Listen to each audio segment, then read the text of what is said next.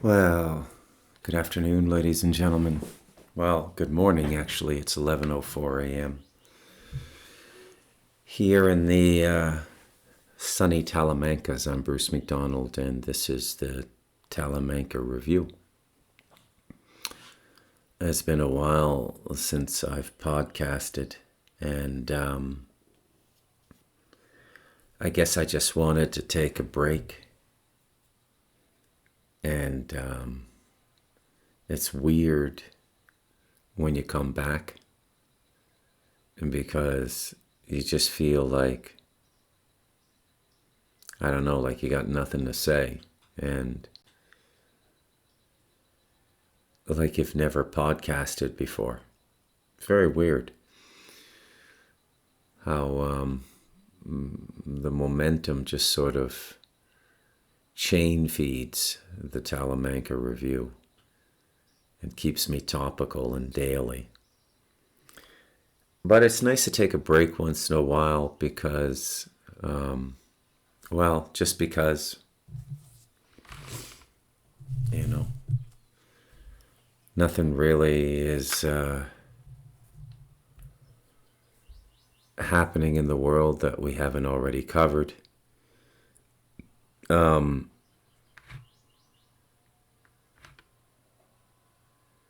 What's going to happen next? I don't know. But you just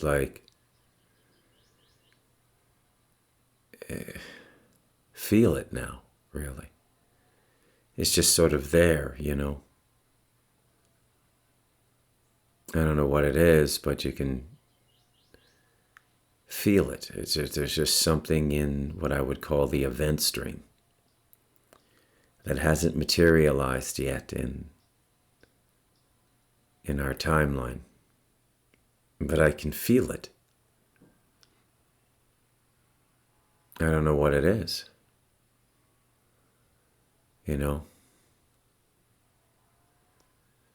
Escalation and escalation and escalation and escalation. Everything seems to be escalating.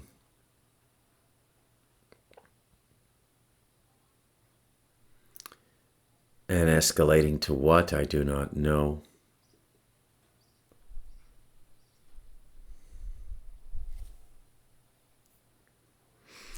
So I guess today what I'm going to do is I'm going to do a retrospective on the last 5 years, or actually the last 9 years, let's say, going back to 2016.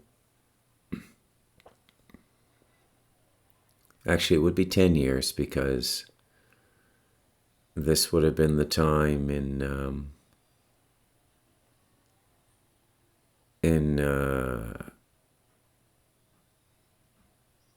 was it? I don't know. Anyways, 9 or 10 years, 2016.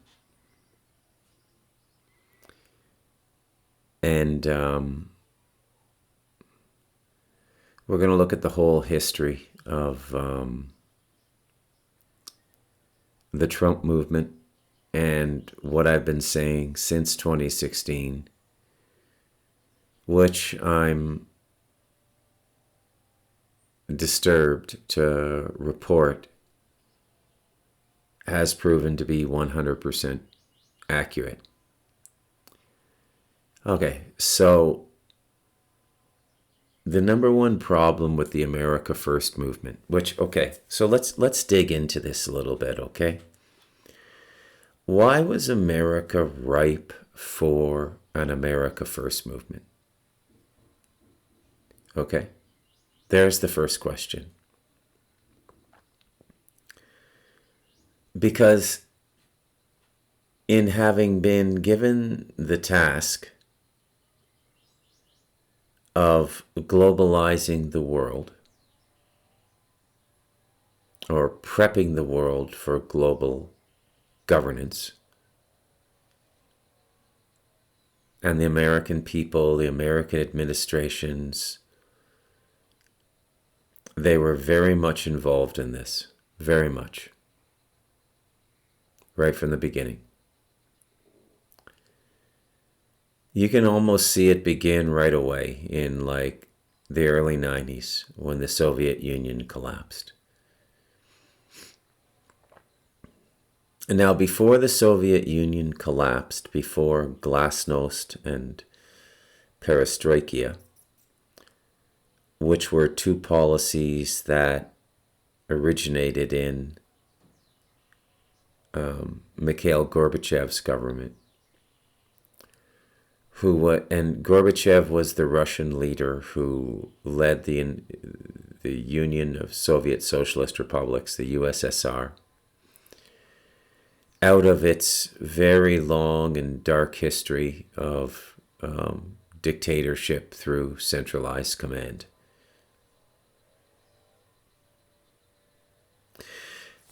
Now, one of the things you start to figure out as you get a little bit older is how important generations are.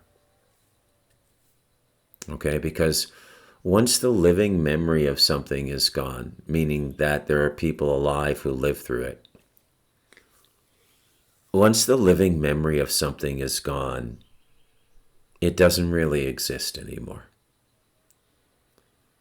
You can have replications of it in history books. You can make documentary movies.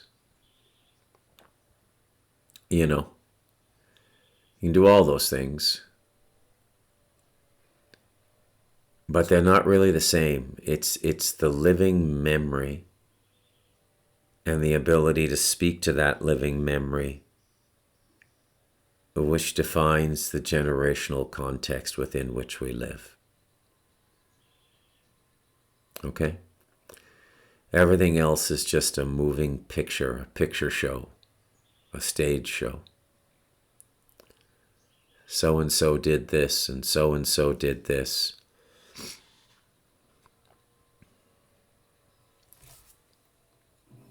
So,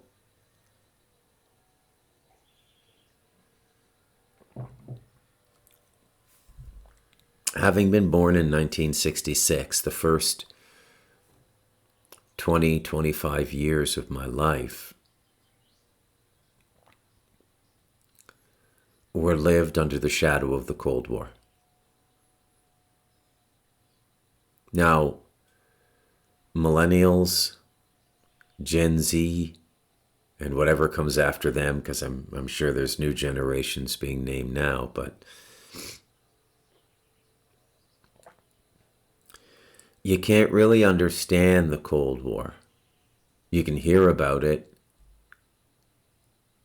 but it's actually one of the more difficult historical events to understand. Right? Very difficult for people to understand, because the nature of the Cold War was clandestine and secret. And what this means is that most of the stuff that we would consider to be warlike happened off center stage. It didn't happen center stage. There were a few things that happened center stage, like the Bay of Pigs, okay, which was the attack on Cuba. And that was a serious thing, by the way.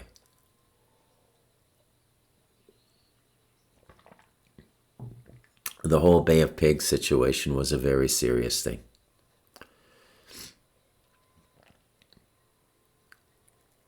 And that, of course, was John F. Kennedy. And we don't really understand that anymore either. It's lost to history.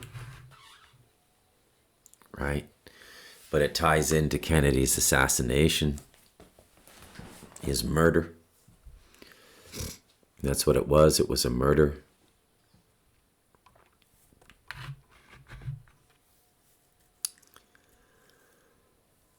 But it was just generally a very peaceful time, superficially, the Cold War. You could count on things to remain constant. Right? So there were these two vast empires, what we call the free world, and then what we call the world in bondage or slavery, the world being run by dictatorships.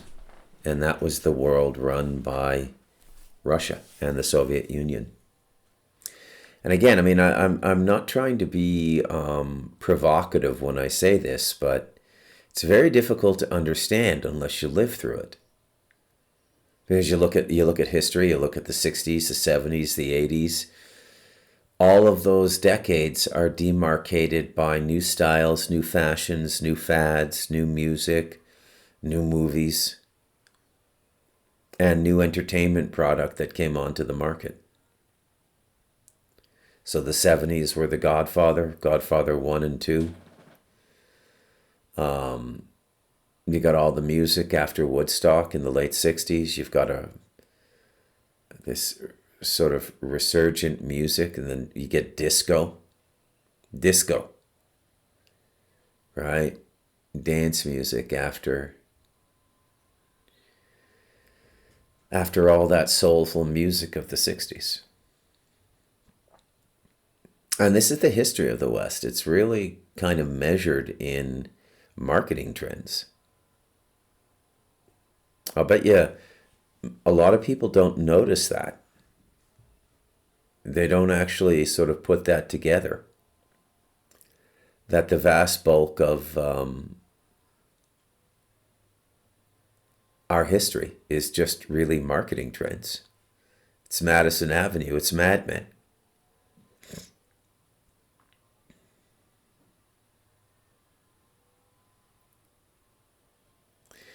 Other places don't really have a history. Like Costa Rica doesn't feel like it has a history. I know it does, but it's so constant, and this has to do with nature and building societies that are ensconced in nature, like buried in nature. It's very hard to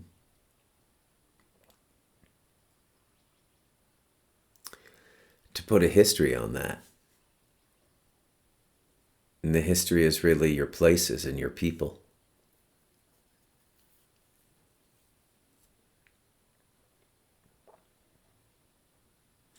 All right, so there's my spiel on the Cold War. I mean, the Cold War, it was just newspaper stories here and there.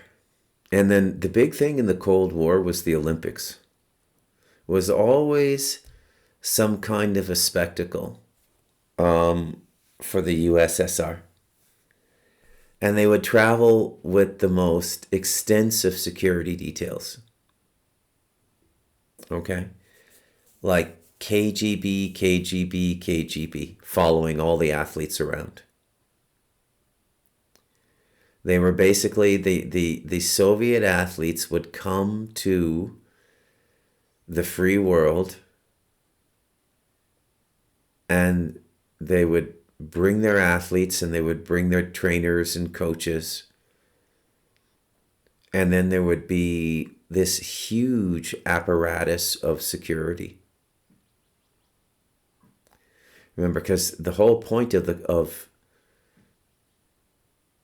the Cold War in the Soviet Union was if you were born in the Soviet Union, you couldn't leave. There was no free mobility.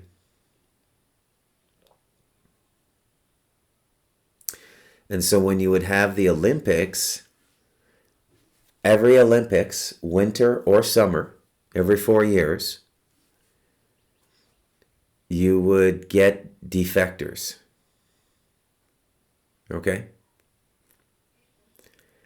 And a defector was somebody who left the Soviet Union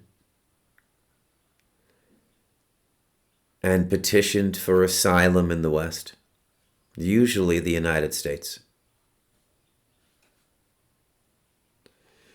And to the best of my knowledge, and my knowledge is relatively complete in this topic, I'm not an academic, I haven't published any papers on this, but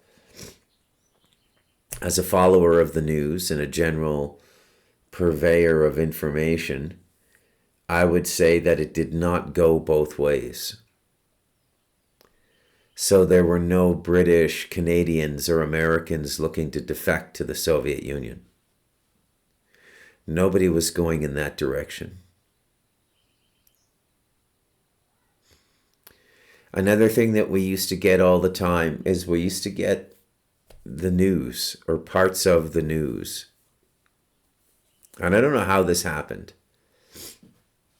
I mean, there must have been rogue news services, although Pravda did most of the news. Pravda means truth. And they were the official newscaster back then.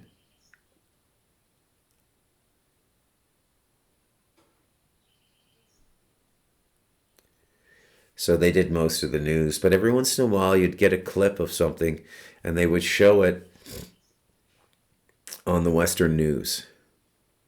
And I don't know how they got it.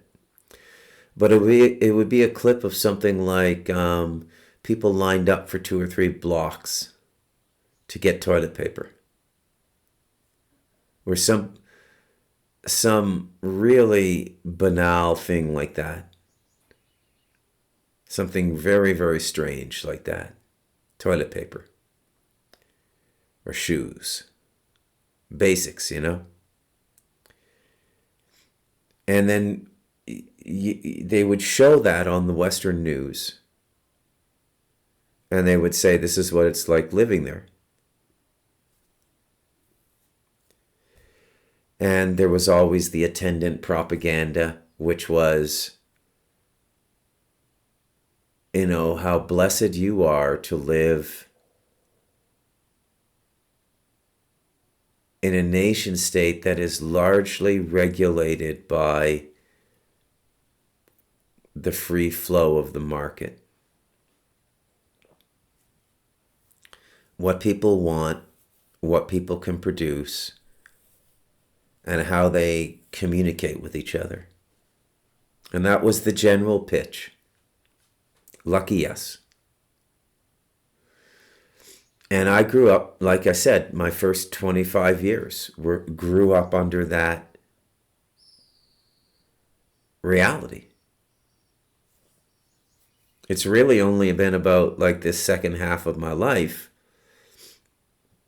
that has existed without the Cold War. Because the Cold War went from 45 to 1990. It went 45 years, a generation and a half.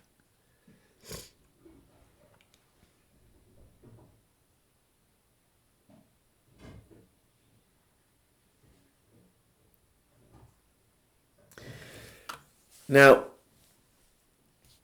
there was no doubt when you were living through it that there was a general idea that if the Soviet Union was not stopped, their ambition was to convert the entire world to a communist system.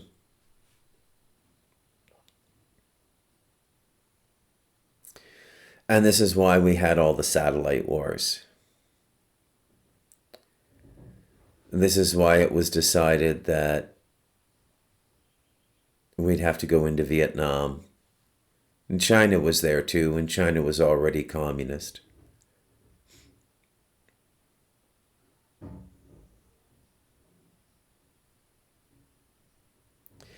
And I guess the Cultural Revolution happened, the second wave of communism, because the first communist revolution just wasn't communist enough.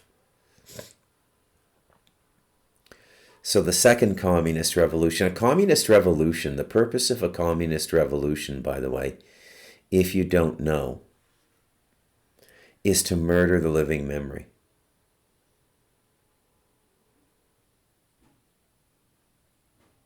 Okay? So anybody holding on to notions of the past and notions of how things used to be, they're generally killed. Okay? Especially the order and the structure of the old system. Okay, so the pre-Bolshevik system in Russia was an aristocracy. It was the Tsar and his family. It was 100% Christianity. Christianity was the national religion.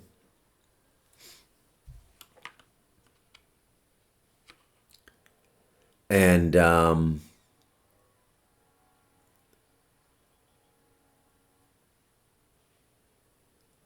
there was a secret police and there was a military that went along with this system. Apparently not aggressive enough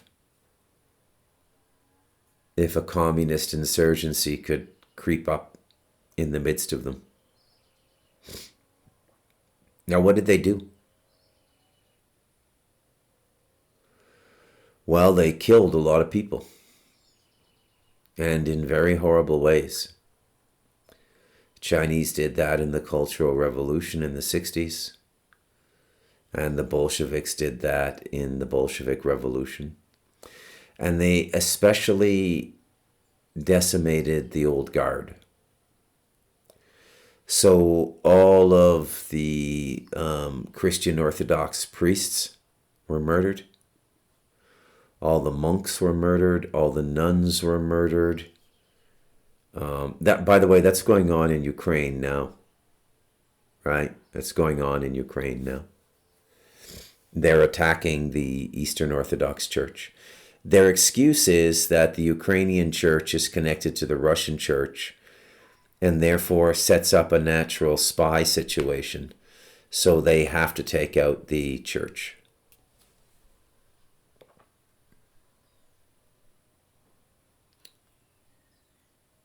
But they're doing it.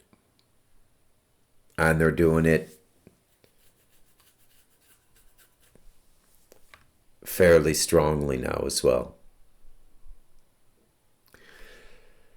So when the old guard changes, there's a lot of death in only in a communist revolution. If the communists are usurped, if they're kicked out of power, they're just generally, I mean, maybe the leaders would be put in jail for various crimes, you know, which would, I guess you could call them war crimes, or, but generally speaking, the communists are left alone after they lose. So I'm not aware of any great roundup or persecution in the KGB, in the military, in any of the ministries that were a part of the old Soviet system when they all got taken down in the early 90s. I'm not aware of any vengeful behavior on the part of the populace, the so-called emerging free society. I'm not aware of any incarcerations, any state murders. Well, there was Ceausescu in Romania. They killed him and his wife on the front yard of the, I guess you would call it the ruler's palace in Romania where he lived, and shot them both on live TV. The whole world watched that. Ceausescu and his wife being shot. But you got to understand what happened in Romania. I'm not going to go into it today. It's a whole other story, but let's just say that they deserved, and that was a very mild, okay? What was done to them was very, very mild.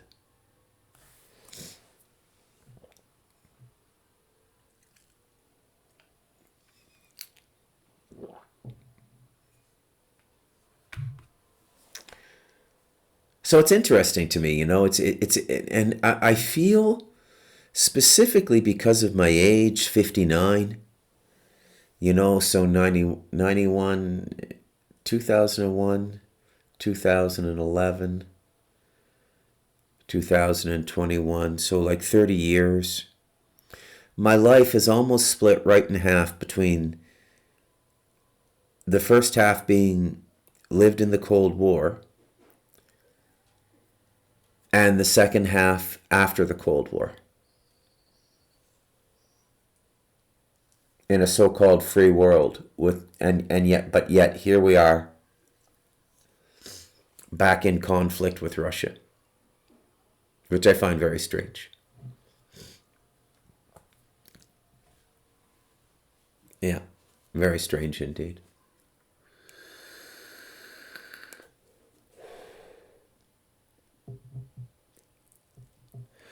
So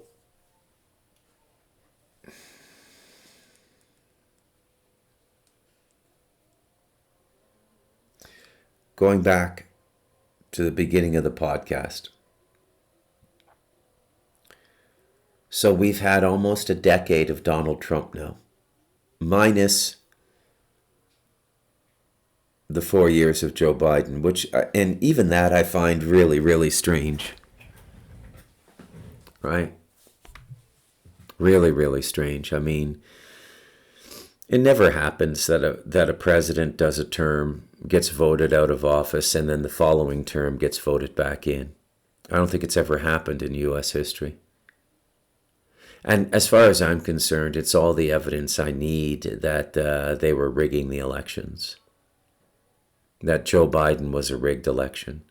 I mean, it should really be self-evident now for anybody with the blinders off. Okay? Anybody looking at the situation. So what is preventing us from fully capitalizing? I say us, but I'm not American. Well, I live on the American continent. I live in Central America, but I'm not a citizen of the United States. What is preventing this great economic recovery and all of the things that Trump and his economics have planned? What is preventing it from happening? Why is this golden age not coming about, the Trump golden age? Right? Is it? I don't know.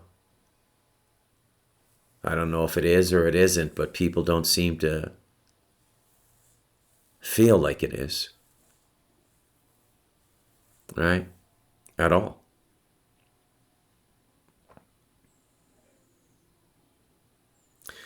So in 2016, I said that I liked everything Trump was doing. The one thing that had the possibility of sinking the boat for me was his unyielding fidelity to Israel, which I've always considered to be a criminal state. It's been a criminal state since its inception.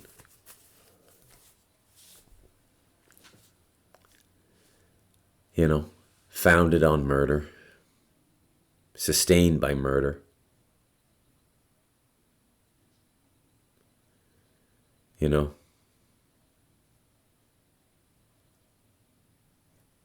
There's no amount of propaganda that can take it away.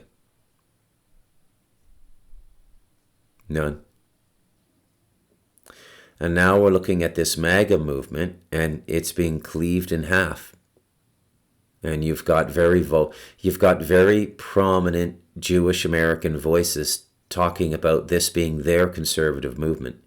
And when they say their, I don't think it's a stretch to say that it's Israel's conservative movement in the United States. I'm talking about people like Mark Levine, very, very super creepy Jewish supremacist. And, you know, there isn't a country in the world that supports what Israel is doing right now. The only friend they have in the world right now is the United States. They're hanging on by their fingernails. As a people, as a culture.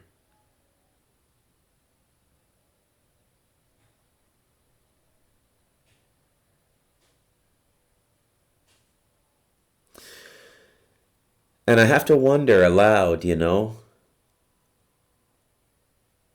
why Trump finds himself so aligned with these people. And it's not just the cause of Israel, it's the cause of the Jews globally. Trump is in bed with them. He's on record as having said that America was governed best when Jews tacitly governed the country. He said that. Okay?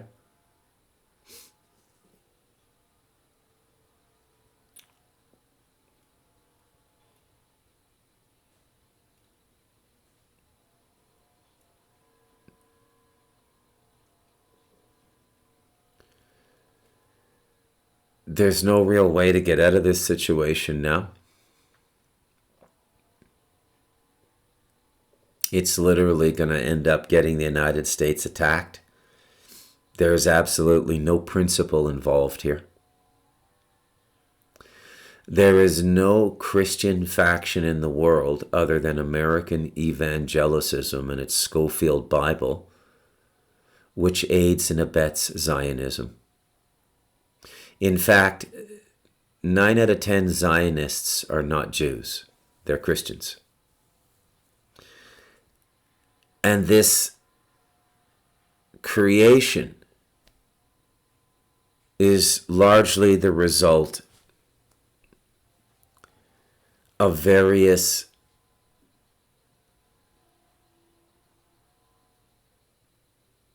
operations upon the American public. Okay?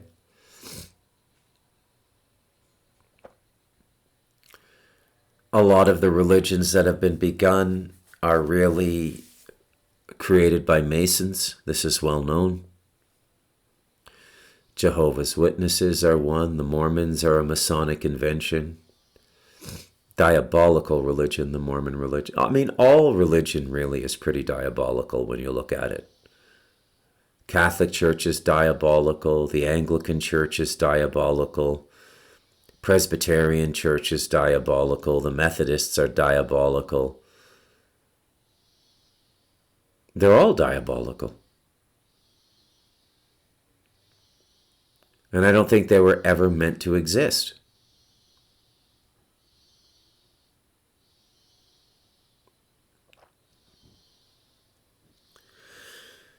So, what do we have? We have the salvation or the resurrection of the United States under the leadership of Donald Trump, directly tied to the salvation of Israel. You think that's an accident? I don't. At all.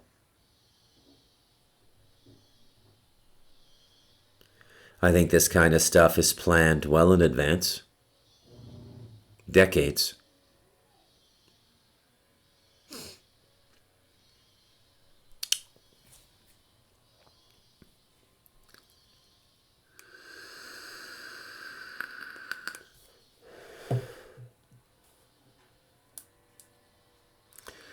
Everything you hear in the world now is a lie. There's really no threats out there anymore.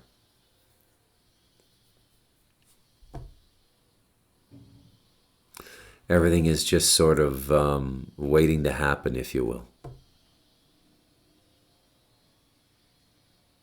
I don't think there's any great Chinese threat. I think that's all propaganda. Do the Chinese want to expand their economy and increase their prosperity? Absolutely. Who doesn't? But how that translates into a threat to the West is anybody's guess. Doesn't seem like a threat to me. They're also in serious trouble, China. And they're not really in any position to be threatening anybody. They have population problems. They have productivity problems. They have debt problems, almost equal to or same as the United States. Everybody is kind of in the same boat. Canada, Australia, Europe, Western Europe. Everybody is kind of in the same boat now.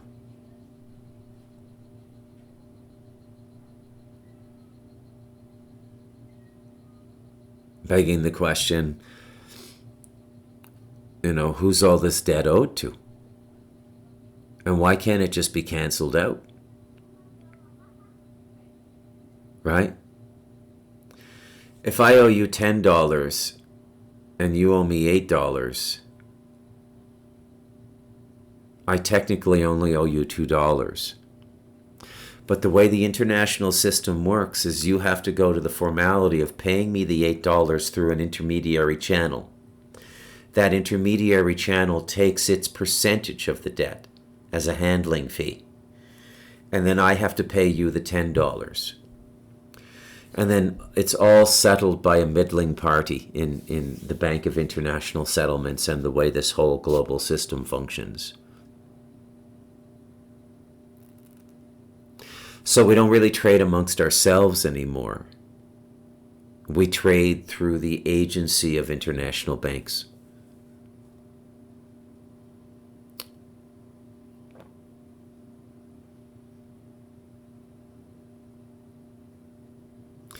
As I've watched this whole thing unfold, and as I've watched us come right up to the precipice of World War III, which is probably already underway in some form,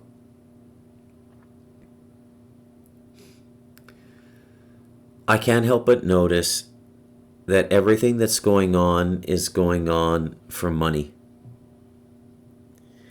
And that all of these things that let me approach this a different way.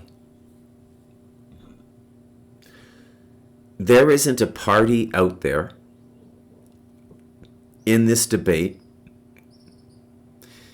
in this emotionally contested debate, in this heartfelt debate for the future of society, for home ownership, for procreation, for going on as a human species, for having a normal life. Because that's really what we're talking about at the end of the day. Okay? It's easy for me to sit up here as a Gen Xer and talk my shit. I've had a good life, and I didn't have to work as hard as kids born late 90s, early 2000s. I did not have to work as hard. It was easier. It was just sort of given to me. I mean, I worked, but not like the kids have to work today to get a good job and stuff like that, You got to have a graduate degree. You got to really be top of your field. Competition is fierce.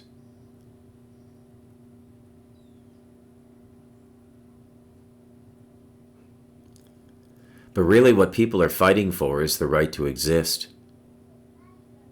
So every single person in the debate has a point.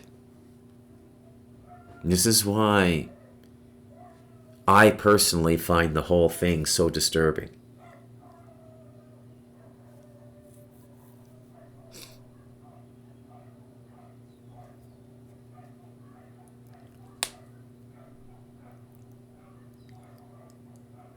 Everybody has a point. Now, the radical who wants to go to some form of communism, free everything, you can't run a society like that. Mandami is whatever the hell his name is in New York. He's an idiot. You cannot run a society like that. Okay? You cannot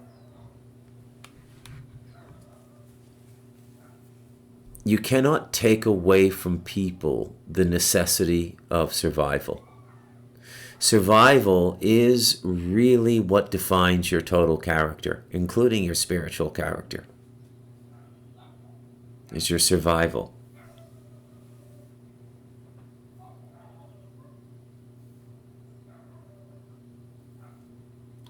So you take that away from people, and people get very ugly very quickly. Because it's that need to survive which balances everything out. I don't know why people forget this all the time. I have never been allowed to forget this in my life. Ever. It has been in neon since I was 5 years old, 4 years old. You are here to survive, Bruce.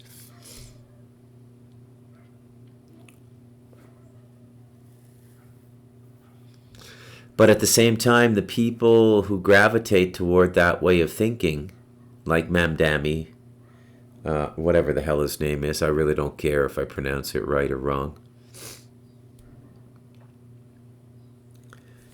There's a flaw in their thinking. They're questioning something fundamental that, as a debate, was settled 10,000 years ago, 100,000 years ago. Tribal people knew it. Okay? No work, no live. You know? It's right in the Bible. He who does not work shall not eat. But, why would we listen to that?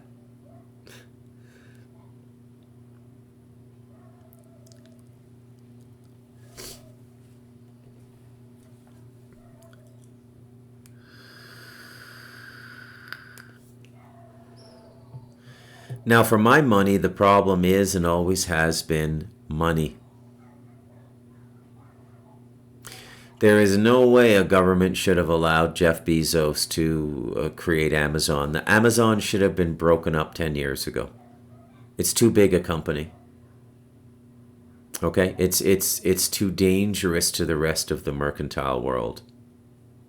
It should have been broken up.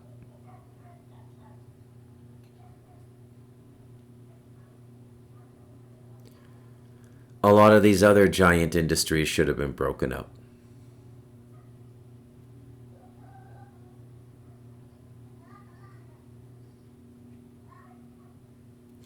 The money is not distributing anymore, and the systems of wealth generation and the concentration of wealth generation through a series of well-timed and intrepid investments like Amazon and Jeff Bezos.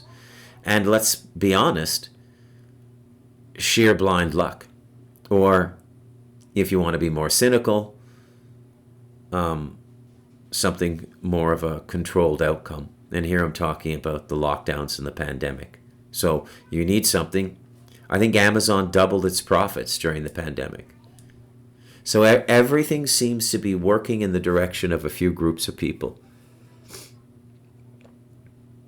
It's not, and what I want to make clear in this reintroduction podcast, after I don't know how long, 2 weeks of not podcasting, and it's hard to come back cold. Like, you'd think that once you've been podcasting for a couple of years, it's like riding a bike. No. If you don't do it every day, you lose it. You lose it, okay? So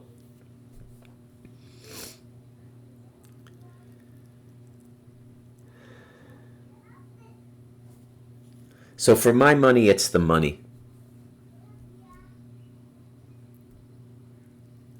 That the way they've concentrated money now, and the only people making money now are people in the money field. And I find that really disrespectful to the producer class. The producer class is the offended class now, which falls susceptible to the swan song of people like the new mayor of New York.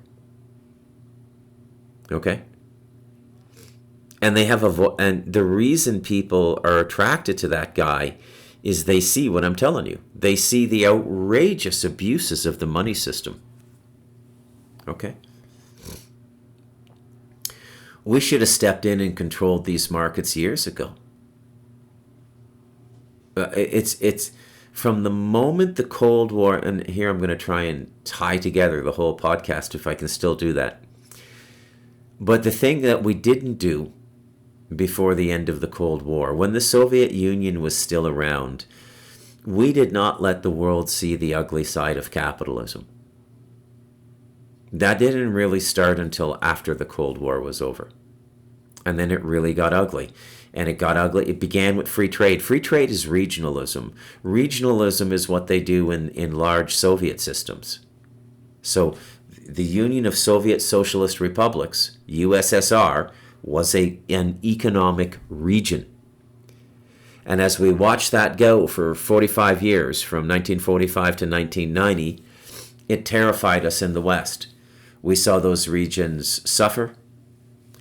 We saw their quality of life as very poor, and not something to be envied in any way, shape, or form. Whereas we over here in the West, we survived on trading relationships and selling things and foreign aid, and there was no talk of regionalism. You see, we didn't need regionalism. Regionalism was twisting somebody's arm. The Soviets had to do that. We don't have to do that. People want to be a part of our system. They're defecting to be a part of our system. But we betrayed those principles the moment the Cold War ended, and we started our own form of regionalism, which was free trade, which was carving up the world, zoning the world, the same way the Soviets were doing, into economic regions. Okay? That's really kind of amazing.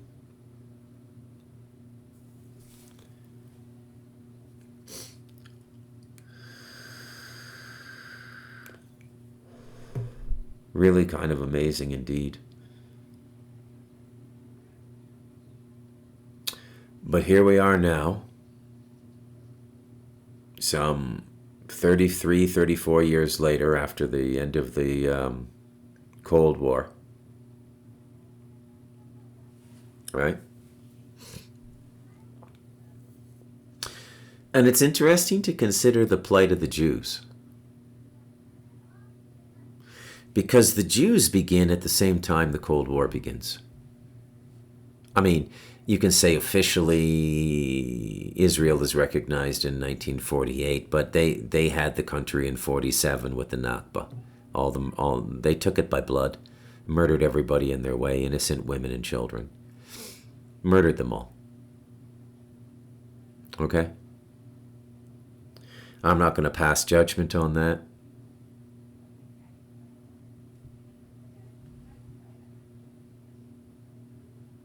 How can you really, with what happened in World War II? The internment of the Jews. The internment happened,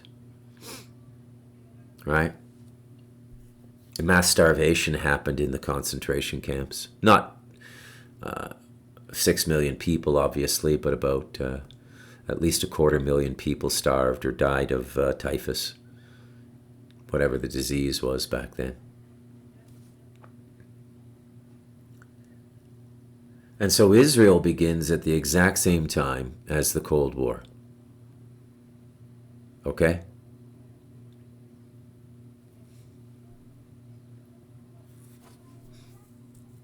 Very interesting. And now we find ourselves on the cusp of World War III. And it, for all intents and purposes, it hinges on the Jews, who are, by the way, about 7 million people in their country. Less than the population of New York City. Okay? New York City is about 8 or 9 million people. There are about 9 million people in Israel, but 2 million of them are Arab Jews. Arab Israelis, sorry.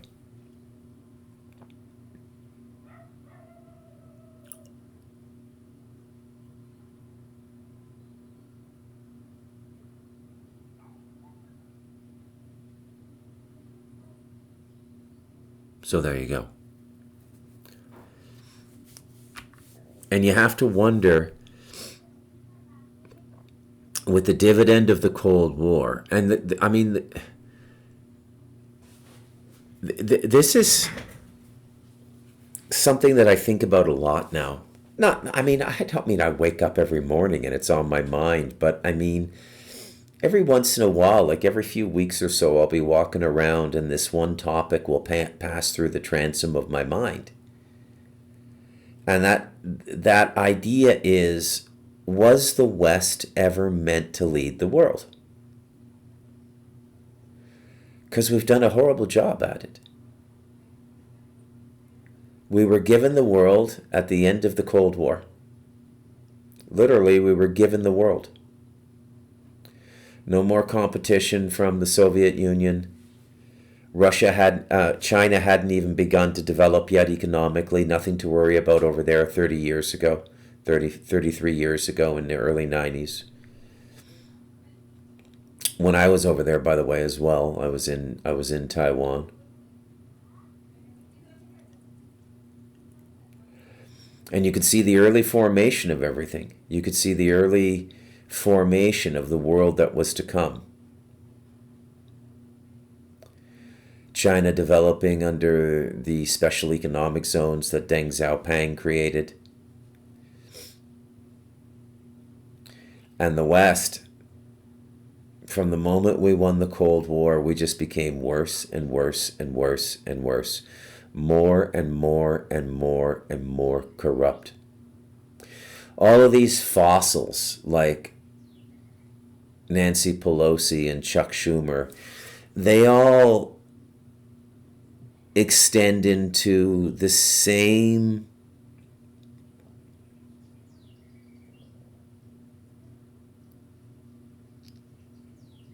reality as I do, meaning they in some measure were lived under the Cold War and now live outside of the Cold War for 30 years. I don't know how they can look at themselves in the mirror every day. I don't know how they can even look at themselves and say, I'm not responsible for this. Just nonstop corruption, nonstop